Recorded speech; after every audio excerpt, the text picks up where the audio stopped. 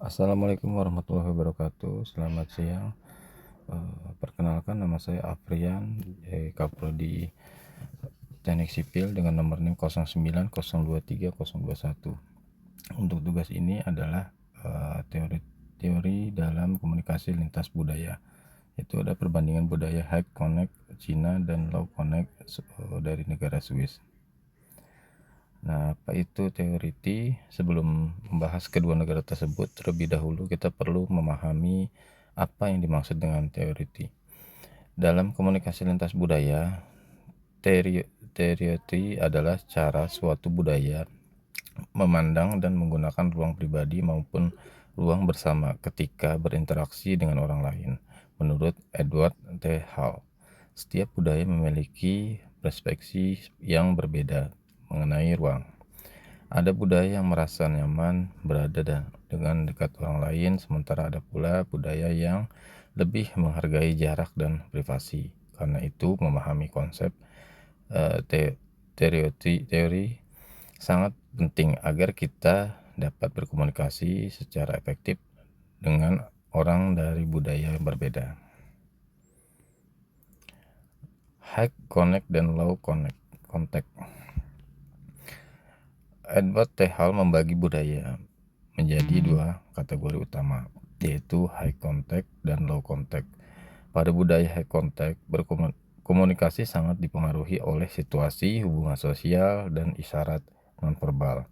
Hubungan interpersonal menjadi bagian penting sebelum seseorang membahas urusan pekerjaan. Sebaliknya, budaya low context lebih menekankan komunikasi yang jelas, langsung, dan eksplisit. Informasi disampaikan secara terbuka sehingga tidak banyak tergantung pada konteks dan hubungan pribadi. Berdasarkan materi yang sudah dijelaskan, budaya high contact memiliki ruang yang bersifat kumal, sedangkan budaya low contact lebih menekan pentingnya ruang pribadi dan privasi. Teori pada budaya high contact di negara Cina merupakan salah satu contoh negara yang memiliki budaya high contact. Masyarakat Cina memandang ruang sebagai sesuatu yang dapat digunakan bersama. Mereka merasa nyaman berinteraksi dalam jarak dan relatif dekat, baik dalam kehidupan sehari-hari maupun di lingkungan kerja. Dalam budaya Cina, kedekatan fisik sering dianggap sebagai bentuk kepercayaan, keakraban, dan rasa hormat terhadap hubungan yang sedang dibangun. Oleh karena itu, hubungan sosial seringkali menjadi prioritas sebelum membahas urusan bisnis. Contoh teori di Cina. Beberapa contoh penerapan konsep teori di Cina dapat kita lihat dalam kehidupan sehari-hari.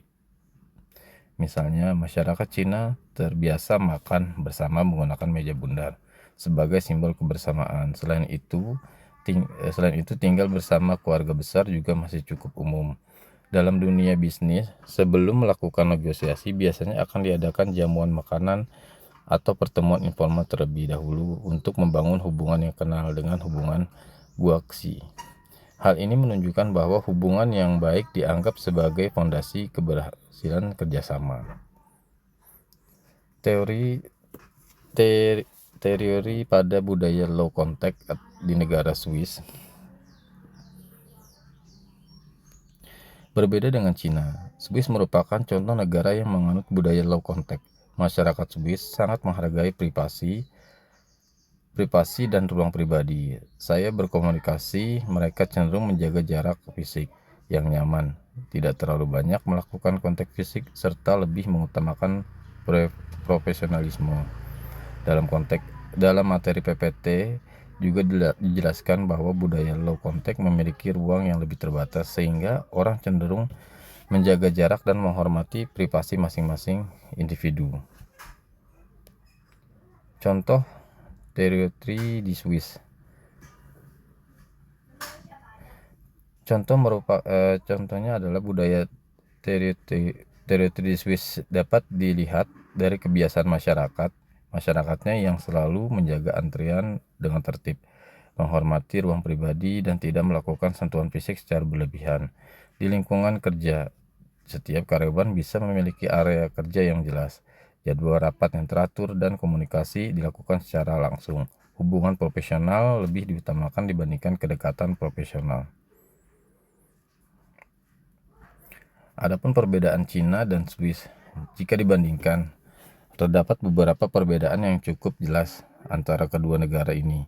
Di Cina, ruang dipandang sebagai media untuk mempererat hubungan sosial sehingga orang cenderung nyaman berada dekat dengan orang lain. Sedangkan di Swiss, ruang dipandang sebagai hak pribadi dan yang harus dihormati sehingga masyarakat lebih menjaga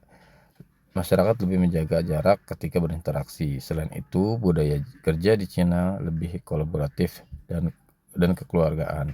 Sementara budaya kerja di Swiss lebih individual, terstruktur, dan profesional. Nah, adapun dampak dalam komunikasi bisnis, perbedaan konsep teori tentu memberikan dampak dalam komunikasi bisnis internasional. Jika bekerja dalam rekan dari Cina, kita sebaiknya membangun hubungan terlebih dahulu, mengikuti kegiatan sosial perusahaan, dan tidak terlalu menjaga jarak karena kedekatan dianggap sebagai bentuk kepercayaan. Sedangkan ketika bekerja dengan rekan dari Swiss, kita perlu menghormati privasi mereka, menjaga jarak fisik yang wajar, datang tepat waktu, menyampaikan informasi secara langsung dan jelas. Dengan memahami perbedaan tersebut, kita dapat menghindari kesalahpahaman dalam komunikasi lintas budaya. Nah, untuk kesimpulannya adalah dapat disimpulkan bahwa konsep teritori sangat dipengaruhi oleh budaya masing-masing negara.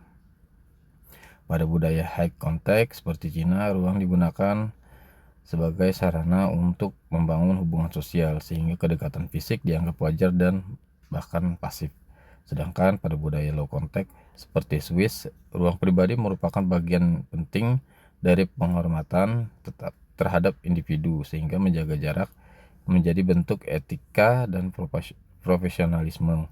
Oleh karena itu, memahami perbedaan budaya mengenai teritori sangat penting, terutama bagi yang akan bekerja dan berkomunikasi dengan masyarakat dari berbagai negara. Dengan memahami budaya mereka, kita dapat membangun hubungan yang lebih baik, mengurangi potensi konflik, serta meningkatkan efektivitas komunikasi. Demikian presentasi yang saya dapat sampaikan mengenai teritori pada budaya high contact di Cina dan budaya low contact di Swiss. Semoga materi ini dapat menambah dan pemahaman kita mengenai pentingnya komunikasi lintas budaya dalam kehidupan sehari-hari maupun dalam dunia kerja internasional. Terima kasih. Selebih kurangnya mohon maaf. Wassalamualaikum warahmatullahi wabarakatuh.